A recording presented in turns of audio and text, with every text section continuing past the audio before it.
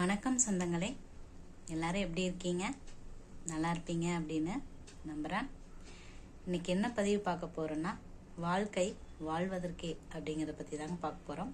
இது எதுக்காக அப்படின்னா, நம்ம எல்லாருமே ஒரு சில நேரங்களில் இதை கடந்து தான் வந்திருப்போம். என்ன அப்படின்னா, இந்த வாழ்க்கையை வாழத்தான் வேண்டுமா, என்ன வாழ்க்கை இது அப்படின்னு எல்லாத்துக்குமே ஒரு எண்ணம் வந்திருக்குங்க. அதையும் தாண்டி தான் எல்லாருமே வாழ்ந்துட்டுருப்போம். அந்த மாதிரி அதுக்கு பலவித காரணங்கள் இருக்கலாம். தேர்வில் தோல்வியாக இருக்கலாம், வீட்டில் பிரச்சனைகள், காதல் தோல்வி, இந்த மாதிரி எது வேணாலும் இருக்கலாம். அந்த மாதிரி நேரங்களில் இந்த வாழ்க்கையை வாழத்தான் வேண்டுமா அப்படின்னு யோசனை வரும். அந்த மாதிரி நேரத்தில் தான் நம்ம கொஞ்சம் தைரியத்தோடையும் துணிச்சலோடையும் இருக்கணுங்க. அதுக்காகத்தான் இந்த பதிவு. இப்போ சமீப காலமாக நான் பார்த்துட்டு வர்ற விஷயங்களில் இதுவும் ஒன்றா இருக்குது. என்ன அப்படின்னா, தேர்வில் தோல்வி, வீட்டில் பிரச்சனை, காதல் தோல்வி, இந்த மாதிரி சில பல பிரச்சனைகள்னால ஒரு சிலர் வாழ்க்கையே வேண்டாம், இந்த வாழ்க்கையே முடிச்சுக்கலாம் அப்படிங்கிற மாதிரி ஒரு எண்ணத்துக்கு வந்துடுறாங்க. ஒரு சிலர் ரொம்ப மன உளைச்சலில் போய் தவறான பாதைக்கும் போயிடுறாங்க.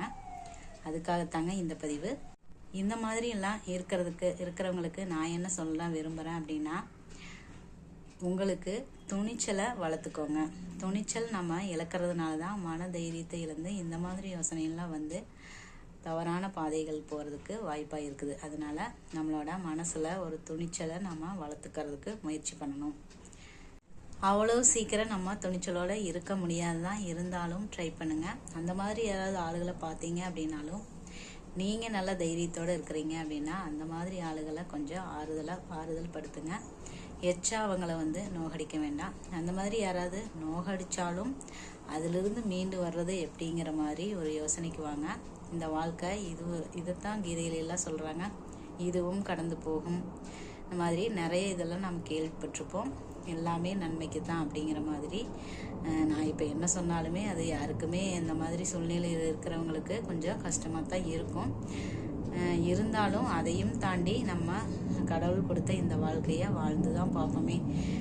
இந்த மாதிரி நீங்கள் கடவுள் நம்பிக்கை இல்லாமல் இருந்தாலும் சரி, இந்த மாதிரி சிச்சுவேஷனில் தயவு செஞ்சு உங்களோட குலதெய்வத்தையோ இல்லை உங்களோட கடவுளையோ பிடிச்சிக்குங்க.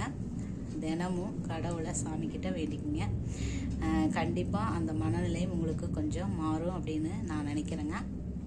துணிச்சலை வளர்த்துக்கணும் அப்படின்னா நான் எப்போவும் சொல்கிறது தான். நான் சொல்கிற ஐடியா என்னென்னா, நீங்கள் எப்போவும் உங்களுக்கு பிடிச்சதை ஏதாவது ஒரு விஷயத்தை தொடர்ந்து ஃபாலோ பண்ணிகிட்டே இருங்க. கண்டிப்பாக நீங்கள் அதிலிருந்து உங்களுக்கு உண்டான ஒரு பாசிட்டிவ் எனர்ஜி கிடைக்கும். இந்த மாதிரியான நீங்கள் எந்த விதமான தடங்கள் வந்தாலும் சரி, கண்டிப்பாக அதிலிருந்து வெளிவதற்கு அது ஹெல்ப் பண்ணும் அப்படின்னு நினைக்கிறேன். யார் சொன்னாலும் சரி, உங்களுக்கு பிடிச்ச விஷயத்த நீங்கள் செஞ்சுட்டே இருங்க.